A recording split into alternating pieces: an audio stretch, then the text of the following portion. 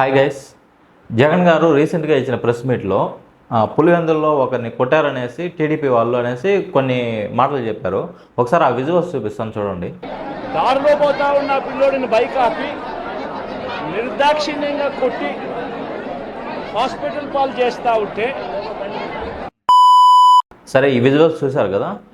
ఇలాగ మనం క్వశ్చన్ చేసామనుకోండి, ఇప్పుడు టీడీపీ సపోర్టర్స్ని కానీ లేకపోతే ఇంకొకరిని ఎవరైనా ఇంతకుముందు జరగలేదా అనేసి క్వశ్చన్ వస్తుంది. అప్పుడు జరిగింది కదా, అదే ఇప్పుడు ఇదవుతుంది అనేసి చెప్తా ఉంటారు.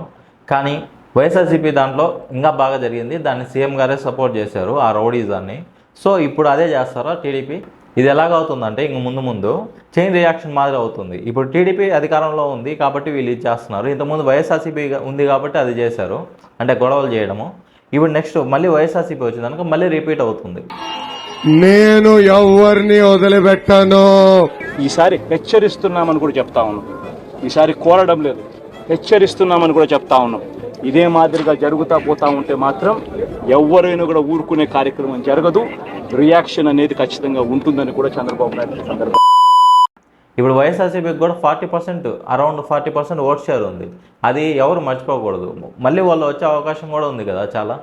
వాళ్ళు వచ్చాక సేమ్ అదే రిపీట్ చేస్తారు. ఇప్పుడు మళ్ళీ అప్పుడు న్యూస్ వస్తుంది, వైఎస్ఆర్సీపీ ఈ విధంగా కొంతమంది నాయకులు టీడీపీ వాళ్ళని ఈ విధంగా రౌడీజం చేస్తూ ఉన్నారు అనేసి, కొట్టారు అనేసి.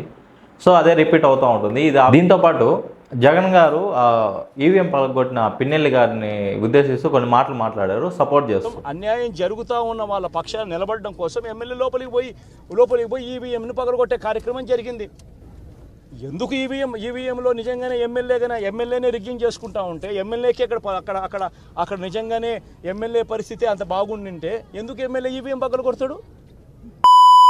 ఇది నాకు అర్థం కావడం లేదు. ఒకవేళ అదే డిసిషన్ అందరి చేతుల్లోకి తీసుకునేసి అందరూ ఈవీఎం పాల్గొట్టింటే, ఇది సపోర్ట్ చేయకూడదు జగన్ గారు, కానీ చేస్తూ ఉన్నారు. ఇది ఆయన సైడ్ తప్పు అవుతుంది.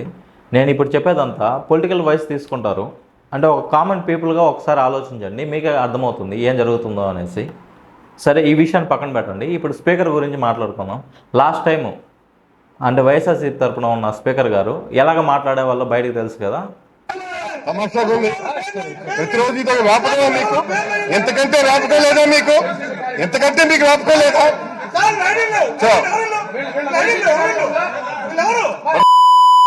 అంటే అపోజిషన్లో ఎవరున్నా కూడా వాళ్ళకు ఆ ఛాన్స్ ఇచ్చేవాళ్ళు కాదు మాట్లాడడానికి. అంటే ఓన్లీ వైఎస్ఆర్సీపీకే సపోర్ట్ చేస్తా, వాళ్ళకు భజన చేస్తూ ఉండేవాళ్ళు. సేమ్ అదే ఇప్పుడు కూడా రిపీట్ అవుతుంది. టీడీపీ నుంచి అయ్యన్న పాత్రుడు గారు, అంటే ఆయన స్పీకర్ కాకముందు ఒక 10-15 రోజుల ముందు ఎలా మాట్లాడారో మీకు తెలుసు కదా. సేమ్ అంటే అపోజిషన్ గురించి. ఓడిపోయాడు కానీ చావలేదు, అంతే. బావుని ఇప్పుడు ఆయన అక్కడ ఒకవేళ వీళ్ళు 11 మంది గెలిచారు, వాళ్ళు మాట్లాడడానికి కూడా ఎంత అవకాశం ఇస్తారనేసి మీరు అనుకుంటా ఉన్నారు. ఒకసారి అందరూ ఆలోచించండి, అపోజిషన్ లేనప్పుడు ఆ డిసిషన్స్ మీద ఎంత ప్రభావం ఉంటుందో అనేసి.